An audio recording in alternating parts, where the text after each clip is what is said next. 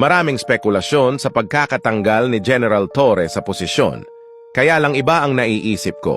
Sa susunod na buwan or ilang linggo na lang ngayon ay magsisimula na ang hearing ni PRRD sa ICC. Parang grabeng pagkakataon, hindi ba? Ngayon kung na-dismiss ang kaso ni PRRD, sino ba ang pagbubuntunan ng galit ng tao?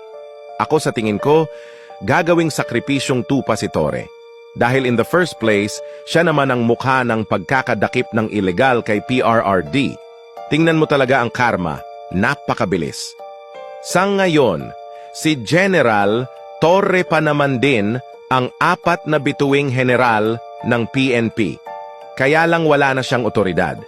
Sa madaling sabi, display na lang ang ranggo niya sa organisasyon. Hindi ko sinasabing yan na yon.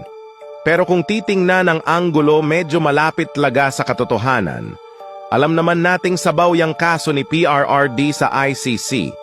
Siguro naghahanda talaga ang admin ng isang taong pagbubuntunan ng galit. Kayo ano sa palagay nyo?